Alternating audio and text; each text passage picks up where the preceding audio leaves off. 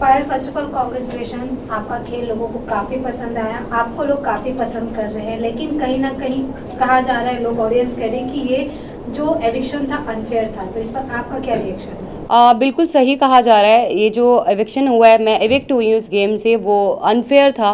मुझे इस गेम में अभी और खेलना था, मैंने तो खेलना स्टार्ट ही नहीं किया था। और मैं अगर निकली हूँ इस घर से तो वोटिंग की वजह से नहीं निकली हूँ। मुझे पूरा सपोर्ट मिला है जनता का, पर जो अंदर घर वाले थे, घर वालों की वजह से जो है मुझे इस गेम से आउट होना पड़ा, निकलना पड़ा। तो ऐसे कौन से घर वाले लग रहे थे आपको कि जिन्होंने कहा कि आपको निकलना चाहिए, जिन्होंने आपको सपोर्ट नहीं किया? जी, सबसे पहले दीपक जी, क्योंकि उन्होंने मुझे नॉमिनेशन की उसमें डाला था, और दूसरा नेजी भाई। और नेजी भाई का मुझे बुरा नहीं लगा, क्योंकि उन्होंने कल के एपिसोड में बोला है कि मैं बहुत मतलब मुझे बहुत बुरा लग रहा है कि पायल मेरी वजह से गई है, और शायद मेरा वो डिसीज़न गलत था। तो जो एक थोड़ा सा दुख था मुझे भाई को लेके कि उसने उन्हें ऐसा बोला, वो अब क्लियर हो गया है कि उनको ये एहसास हो गया कि उनकी वजह से आज मैं उस गेम में नहीं हूँ। पर दीपक जी के लिए मुझे बिल्कुल भी सरप्राइज़ नहीं हुआ, क्योंकि वो ऑलरेडी अपने दिमाग में ये चीज़ बिठा के बैठे थे कि ये 3 लोग एक ही घर से आए हैं और इनके 3 वोट एक साथ हैं, ये मिलके खेलेंगे। उन्होंने हमें इंडिविजुअल देखा ही नहीं, और वो चाहते ही नहीं कि हम इंडिविजुअल इस गेम में रह के खेल सकें। वेल, आपने दीपक जी की बात करी, मैं बात करूँ नीरज जी की। उन्हें ऐसा लगता है कि दीपक एज अ विनर निकल सकते हैं। वो बहुत अच्छे प्लेयर है, जस्ट बिकॉज वो अभी व्हील चेयर पर है या उनका फ्रैक्चर है, इसी वजह से वो अपनी गेम को ज़्यादा एक्सप्लोर नहीं कर पा रहे। क्या कहना है आपको इस बारे में? मेरा कहना ये है, दीपक जी बहुत ज़्यादा एक्सपीरियंस्ड है, उनको चीज़ें बहुत ज़्यादा पता है हम लोगों से ज़्यादा, ठीक है। पर जो उनकी मेडिकल कंडीशन है उसकी वजह से वो उस गेम में अपना जो उनको देना चाहिए वो नहीं दे पा रहे हैं। वो मेडिकल कंडीशन की वजह से बेड पे रहते हैं, उनको बेड से उठा के मेडिकल रूम तक ले जाने के लिए भी 2 लोगों की ज़रूरत पड़ती है। तो मुझे ऐसा लग रहा है कि उनको इस वक्त ना बुला के शायद नेक्स्ट सीज़न में अगर बुलाते तो वो शायद बहुत ज़्यादा अच्छे से खेलते और शायद विनर भी हो सकते थे। पर इसी के साथ साथ ये भी जानना चाहेंगे, शिवानी का और अरमान जी का जो फाइट हुआ था, उस दिन मॉर्निंग में, अगले दिन मॉर्निंग में सना मकबूल, पलोमी और शिवानी बैठी थी और अरमान सामने की तरफ बैठे थे आप लोगों के बीच में। तब शिवानी को उन्होंने ये कहा था कि ये इंसान पर भरोसा नहीं करना, और वहीं हम दूसरी तरफ सोशल मीडिया पर देख रहे हैं कि शिवानी ऑलरेडी एक व्लॉग बना चुकी है अरमान जी के साथ। मतलब वो उनको पहचानती है 2 साल पहले की। वो 2 साल पहले एक्चुअली क्या था कि मेरी एक हम लोगों की ग्रैंड मैरिज हो रही थी, मेरी और अम्मान की। मेरा सपना था जो वो पूरा कर रहे थे, तो उस ग्रैंड मैरिज में शिवानी ऑल्सो इनवाइटेड, वो इनवाइटेड थी। उस टाइम तकरीबन उसके 1.5 मिलियन या 2 मिलियन सब्सक्राइबर थे यूट्यूब पे। तो वो हमारी शादी में आई थी इंजॉय करने, तो वो 2-2.5 साल से हमें ऑलरेडी जानती थी जी। वेल, अभी ये जो उन्होंने कहा है कि इन पे भरोसा नहीं करना चाहिए, वो बहुत शातिर है, क्या कहना चाहोगे इस चीज़ को लेकर आप? शिवानी के लिए आप बोल रहे हैं? यस जी, शिवानी, क्योंकि गेम के अंदर आने के बाद जिस शिवानी को हम जानते थे वो शिवानी उस गेम में रही नहीं।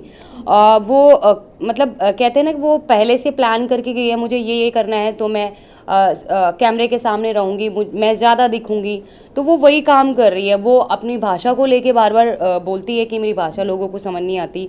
दूसरा, वो लोगों के सामने ऐसा प्रेटेंड करती है कि वो बच्ची है, वो छोटी है, पर ऐसा कुछ नहीं है, वो छोटी नहीं है गाइस। वो अपने घर को खुद चलाती है, और कोई भी छोटा बच्चा बिग बॉस शो में नहीं खेलने आता है, कोई समझदार ही बिग बॉस ऐसे कंटेस्टेंट लेके आता है जो गेम को खेल सकता है और खेलने की कैपेसिटी रखता है और जीतने की भी रखता है। तो वो बच्ची नहीं है। दूसरा, उसकी हार्श बात करने का तरीका, वो अपने से बड़े की रिस्पेक्ट नहीं कर रही है। जैसे कि उसने रणवीर जी से बदतमीज़ी की, अरमान जी से करी बदतमीज़ी, मेरे से और क्योंकि हम ऑलमोस्ट हम सभी उससे बड़े हैं। अगर वो 22 साल की है तो आई वॉज 32 ईयर्स, मैं 32 साल की हूँ, तकरीबन 10 साल उससे बड़ी हूँ।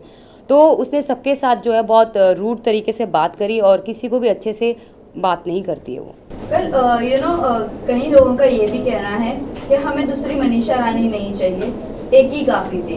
तो आपको लगता है वो मनीषा रानी बनने की कोशिश कर रही है और दिल जीतने की कोशिश कर रही है लोगों को? पर जो मनीषा रानी ने जो खेला और उसने अपने आप को दिखाया है बिग बॉस में, वो एक पॉजिटिव वे से, उसकी सिर्फ लैंग्वेज सेम थी पर वो बिल्कुल भी अपनी शिवानी जैसी बिल्कुल भी नहीं थी। उसका नेचर बहुत ही अच्छा है और शिवानी जो है लोगों को डोमिनेट कर रही है। वो जिस तरीके से चिल्ला चिल्ला के बोलती है, अपनी बात आगे रखने के लिए वो चिल्लाती है लोगों के सामने, बदतमीजी करती है। जैसे बहुत सारे लोगों, ऑलमोस्ट सभी लोगों से उसकी सिर्फ चंद्रिका और सना मकबूल और विशाल, शायद विशाल से भी उसका झगड़ा हो चुका है। ऑलमोस्ट सभी घर वालों से उसका झगड़ा ऑलरेडी हो चुका है। तो मनीषा ऐसी नहीं थी। मनीषा बहुत अच्छा पोलाइटली सबके साथ थी और बहुत अच्छा रिलेशन बना के गई सबके साथ। वेल, आप लोग आपके रिश्तों के बारे में बाहर बहुत ज़्यादा ट्रोलिंग चल रही है। आप आपके रिश्तों को क्या कहना चाहोगे? रिश्ते के बारे में लोगों को क्या कहना चाहोगे जिस तरह से बाहर लोग एक्सेप्ट नहीं कर रहे हैं? वही आपकी यूट्यूब पर आपके फैन फॉलोइंग ज़रूर होगी, बट जब OTT पर आने के बाद वो चीज़ें लोग एक्सेप्ट नहीं कर रहे, क्या कहना है आपको? तो देखो, हमारा रिलेशन ऐसा है, मैं मानती हूँ कोई भी इस रिलेशन को एक्सेप्ट नहीं करेगा और समाज तो बिल्कुल भी नहीं करेगा। पर बहुत सारी परिस्थितियाँ ऐसी हो गई थी हमारे रिलेशन में। हम लोग तीनों 1-1.25 साल के लिए अलग भी हो गए थे, हम सेपरेट भी हो गए थे, वो भी करके देख लिया था। पर जो बहुत सारी परेशानियाँ, तकलीफ़ हमने झेली है, मरने की कगार तक हम तीनों पहुंच गए थे। पर उन सबको समेट के हमने वापस अपने रिलेशन को बनाया है और इस रिलेशन में आज इतना प्यार है कि दुनिया की कोई भी ताकत हम तीनों को अलग नहीं कर सकती है। पर इसी के साथ साथ हम समाज को ये मैसेज देते हैं कि हम लोग 2 शादियों को सपोर्ट कभी नहीं करते हैं, ना ही ज़िंदगी में कभी करेंगे। ये गलती अरमान जी से हुई है, वो ये चीज़ मानते हैं, उनसे ये गलती हुई है। बहुत सारे लोग बोलते हैं कि हम पॉलीगमी को सपोर्ट करें 2 शादियों को। नहीं जी नहीं, हम बिल्कुल भी नहीं कर रहे हैं। हम अपने हर व्लॉग, हर न्यूज़ चैनल पे जब हम अपना इंटरव्यू देते हैं तो हर जगह बोलते हैं कि प्लीज़ हमसे ये गलती हो गई है, आप लोग ना करें, क्योंकि हमारे जैसा अंडरस्टैंडिंग, हमारे जैसा प्यार एक औरत और दूसरी औरत के बीच में नहीं हो सकता है। पायल, अभी जिस तरह से आपने कहा कि बहुत ज़्यादा चीज़ें हुई आपकी लाइफ में, बहुत स्ट्रगल्स भी हुए हैं।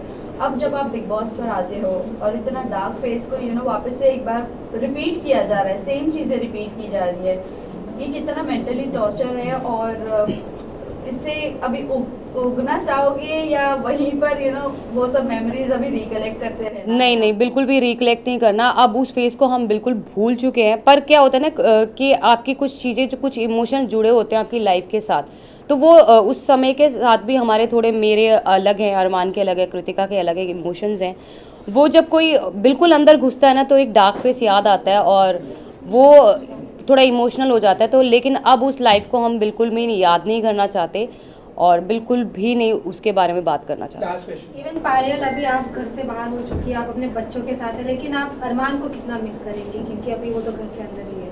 अरमान जी घर के अंदर है, मैं उनको मिस नहीं करूँगी क्योंकि मैं उन्हें रोज़ 24 आवर्स लाइव देखूँगी और उनके हर एक जितने भी एपिसोड्स आएंगे वो देखूँगी। उनको मिस नहीं करूँगी क्योंकि ऑलरेडी उनके पास कृतिका है उनके सपोर्ट के लिए, पर बाहर से फुल सपोर्ट दूंगी। जितने भी लोग मुझे यहाँ पे देख पा रहे हैं, आप लोगों ने मुझे बहुत प्यार दिया, मुझे बहुत सपोर्ट दिया। मुझे पता है मैं जो है, नॉमिनेशन मेरी अगर हुई है तो वोटिंग की वजह से नहीं हुई, मुझे फुल सपोर्ट मिला है घर वालों की वजह से मैं बाहर आई हूँ। मैं यही कहना चाहती हूँ जाते जाते कि आप लोग जी भर के, दिल खोल के अरमान और कृतिका दोनों को वोट कीजिए और उनकी आगे की पर्सनैलिटी आपको जो है गेम में देखने के लिए मिलेगी कि वो जेन्युइन है कि नहीं है। लास्ट जाते जाते लास्ट क्वेश्चन, जिस तरह अभी आपने मेंशन किया था, एक प्यार को पाने के लिए आपने अपनी फैमिली को खो दिया था। अब आपकी फैमिली का क्या फीडबैक है जब बिग बॉस से बाहर आ गई है? मेरी फैमिली का कोई फीडबैक नहीं है और मुझे नहीं लगता कि उनको मेरे फेम से, मेरे पैसे से कोई लेना देना है, क्योंकि ऑलरेडी फेम मेरे पास है। लोग मुझे जानते हैं, मेरे यूट्यूब से, मेरे इंस्टा से लोग मुझे जानते हैं। अगर ऐसा कुछ होता तो वो 13 साल में वेट नहीं करते मेरे पास आने के लिए। तो बिग बॉस OTT से उन लोगों को कोई फ़र्क नहीं पड़ने वाला। इधर ma'am. Payal now this side. लोग यार सामने आइए।